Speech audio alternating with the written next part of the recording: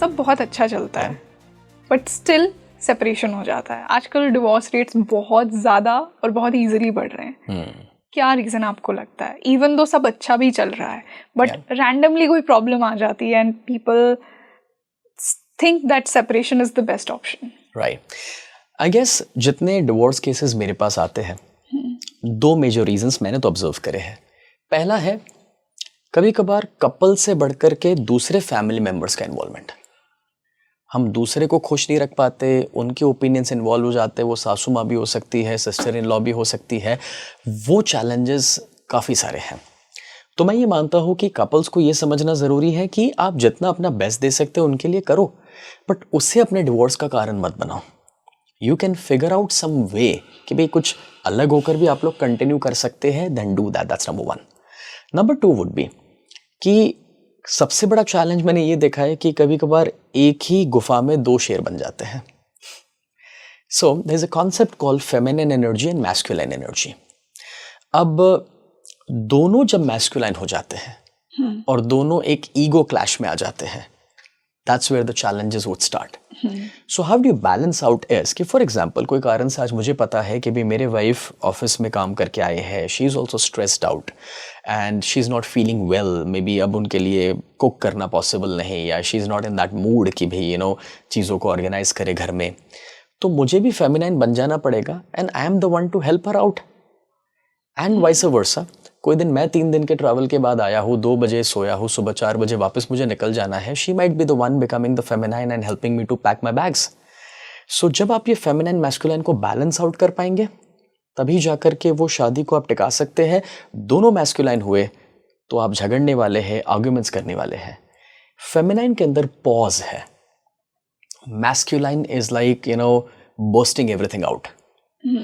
तो अगर दोनों बर्स्ट आउट करेंगे, कोई एक पॉज नहीं रख पाएगा तो काम नहीं होने वाला। और कभी कभार ऐसे झगड़े ही हैं जो लीड करते हैं डिवोर्स तक लोगों को। बहुत बड़े ईगो प्रॉब्लम्स बन जाते हैं, जबकि जब हम काउंसलिंग करते हैं तो बातें इतनी छोटी होती है। जो आपने भी कभी सुनी होगी कि टॉवल यहाँ क्यों रखता है और जूते वहाँ क्यों रखता है, बट वो बातें टॉवल को डिवोर्स तक कहाँ लेना देना है। बट वो बात का बतंगड़ बनाया जाता है सिर्फ ये प्रूव करने में कि मैं सही हूं। और अगर आप शादी में या रिश्तों में प्रूव करने जाएंगे कि आप सही है, तो प्रॉब्लम ये है कि किसी ना किसी को तो गलत होना पड़ेगा।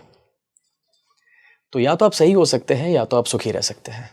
जैसा आपने कहा कि आपके पास बहुत से केसेस डिवोर्स के अगर आते हैं, तो आपने कुछ कॉमन पैटर्न्स को उनमें से उठाया। आपको लगता है कि people regret also after some time कि उनका ये डिसीजन सेपरेशन का गलत था? आपको हैरानी होगी ये बात जान के कि 80% ऑफ द कपल्स रिग्रेट कि डिवोर्स का डिसीजन हमने थोड़ा जल्दी ले लिया, जल्दबाजी में ले लिया, या आसपास के लोगों के दबाव में भी ले लिया। क्योंकि जब परिवार को बहू पसंद नहीं आती है तो वो दबाव भी आता है।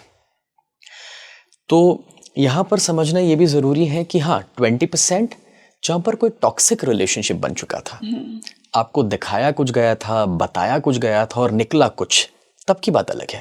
That was dishonesty. और 20% टॉक्सिक रिलेशनशिप है, सामने वाला आपको सिर्फ कंज्यूम कर रहा है, that's different. But otherwise yes, 80% में वो लोग कॉमनली ये कहते हैं कि भाई हमें थोड़ा और सोचना चाहिए था, थोड़ा और कॉम्प्रोमाइज़ कर लेते, मे बी कोई रास्ता खोज लेते तो पॉसिबल था। बट या आई मीन वो तभी पॉसिबल है जब कोई मीडिएशन में है, कोई समझाने वाला है, कोई मैच्योर्ड इंसान साथ में इन्वॉल्व है, तब वो चीज़ें समझ पाते हैं। That's the reason probably in one of our classes काफ़ी सारे ऐसे केसेस आते हैं, और जब उनसे हम बात करते हैं ना, तो सिंपल सवाल पूछ कर कि वो लोग रियलाइज़ करना शुरू कर देते हैं कि हाँ यार, हमने कुछ जल्दबाजी में डिसीजंस लिए हैं। आपने मैस्कुलिनिटी और फेमिनिटी की बात की। आपके अकॉर्डिंग बैलेंस्ड मैस्कुलिन और बैलेंस्ड फेमिनिन के क्या ट्रेट्स होंगे किसी भी रोमांटिक रिलेशनशिप में या मैरिज में? This is a beautiful question जो आपने पूछा है। जब हम ये वर्ड यूज़ करते हैं बैलेंस, तो एक्चुअली बैलेंस मैस्कुलिन या फेमिनाइन से बढ़कर मैं कहूँगा it would be divine masculine and divine feminine. What does this mean? So एक टॉक्सिक मैस्कुलाइन जो है, वो एक कैरेक्टर आपने कभी फिल्मों में देखा है जो एकदम वाइल्ड लड़का बताया है, सबको मार धाड़ से अपनी हीरोइन को लेके जाता है, and that feminine is very very passive. वो बस हीरो को फॉलो करते रहती है, उसके लाइफ की कोई चॉइसेस नहीं है। तो ये हो गया टॉक्सिक मैस्कुलाइन, और वो कभी कभार अब्यूजिव भी हो सकता है। बस मैं गलत भी हूं तो भी तुमने मेरी बात क्यों नहीं सुनी, वो वाला। अब डिवाइन मैस्कुलाइन कौन है? डिवाइन मैस्कुलाइन वो है जो सामने वाले की नीड्स को समझे, रिस्पेक्ट दे और उसे भी फ्लरिश होने का मौका दे।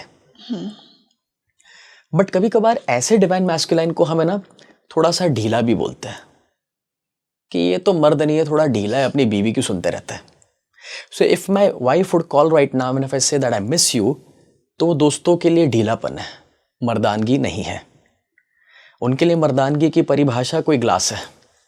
But that is toxic masculine, and what I'm talking about here is actually a divine masculine जो समझता है कि भाई I have a family, दोस्तों को हफ्ते में एक बार मिलना है, उनके साथ पूरी जिंदगी रहना है। तो वो रिस्पेक्ट देने में, चाहे वाइफ हो सकते हैं या पेरेंट्स हो सकते हैं या बच्चे हो सकते हैं, nothing wrong with that. And on the other side, you know, toxic feminine कौन है? टॉक्सिक फेमिनाइन वो है जो कहीं ना कहीं अपने रूप रंग को लेकर के किसी को फंसाए। बट उसके बजाय how about a divine feminine, जिसे हम हमारे ट्रेडिशन में देवी का रूप मानते हैं। वो अपनी फुल पोटेंशियल के साथ जीती है, उसका टॉलरेंस पावर इतना ज़्यादा है, उसकी समझ इतनी ज़्यादा है कि जहाँ पर अगर परिवार में सास ससुर के द्वारा कुछ आगे पीछे भी हो जाए ना, तो वहाँ पर हिली नहीं है, अपने परिवार को संभाले रखती है। एंड शी अंडरस्टैंड्स कि भाई मेरे हस्बैंड जो अभी कहीं काम पर है बाहर, वो मेरे लिए और परिवार के लिए काम कर रहे हैं। I don't need to keep asking him questions and keep judging him all the time. There is a trust there. But जब ये सारी बातें मैं बता रहा हूँ, this is not commonly seen. और उसके लिए डिवाइन मैस्कुलिन बनने के लिए और डिवाइन फेमिनाइन बनने के लिए दोनों को अपने कोर के साथ कनेक्ट होने की ज़रूरत है। और उसके लिए 2 सिंपल से स्टेप्स है जो मैं रेकमेंड करता हूँ। Number 1, if you are not meditating, start meditation. And number 2, अगर आप कोई भी रूप से एक हायर सेल्फ के साथ, यूनिवर्स के साथ का अपना कनेक्शन नहीं रखते हैं, in what ever way you comfortable with, वो रिलीजन से हो गया, भक्ति भाव से हो गया, कोई स्पिरिचुअल जर्नी से हो गया, what ever way, it's fine. But अगर आप वो करेंगे तो आपके अंदर की जो एम्प्टीनेस है ना, वो भरेगी। और जब आप फुल होंगे तभी जाकर के आप दूसरे के साथ एक अच्छे व्यवहार में रह सकते हैं। I'll just add one more thing here. शादी तब फेल हो जाती है जब एक इंसान शादी इसीलिए करता है कि यार मैं खुश नहीं हूँ, सेटल नहीं हूँ, तो एडवाइस करी जाती है शादी कर ले, लाइफ में सेटल हो जाएगा। Agreed. अब अगर मैं खुश नहीं हूँ, सेटल नहीं हूँ, अनहैप्पी हूँ कोई कारण से, अब मैं जब शादी करूंगा ना, टोटल 2 लोग अनहैप्पी होंगे। अब शादी के बाद दोनों अनहैप्पी है एक दूसरे के साथ। अब उनको $1 मिलियन एडवाइस मिलती है कि बच्चा प्लान कर लो, सब सेट हो जाएगा। और बच्चा आता है, उसके बाद टोटल 3 लोग अनहैप्पी हैं। तो शादी is not something that you are dependent on somebody else to make you happy. Actually शादी तब सक्सेसफुल हो जाती है जब 2 लोग जो मिल रहे हैं वो एक दूसरे में ही खुश है, यानी कि अपने आप के साथ खुश है। एंड मेरे और शिवांगी के केस में ये बेनिफिट था that I was very positive and happy with my life, she was very positive and happy with her life. और हमने अपने पेरेंट्स को कभी भी झगड़ते हुए नहीं देखा था जब हम बड़े हो रहे थे। And probably that's the reason कि हमने अभी तक वो झगड़ा, डिफरेंस ऑफ ओपिनियन, बहस करना, वो एक्सपीरियंस नहीं किया है। अगर कोई बात को लेकर मैं कन्विंस्ड नहीं भी हूँ शिवांगी को लेकर, तो भी मैं सुनना पसंद करता हूँ। मैं भी उस बात को लेकर सुबह नहीं मगर शाम को वापस आके मैं अपना ओपिनियन देना चाहूँगा। या फिर vice versa, if at times I am being a bit more masculine, तो वो सुन लेती है, समझ लेती है कि हाँ होगा, मे बी स्ट्रेस में है, काम है, ये है, वो है, थक के आए है। वो 2 दिन के बाद अपनी बात रखती है। And that makes it so easy.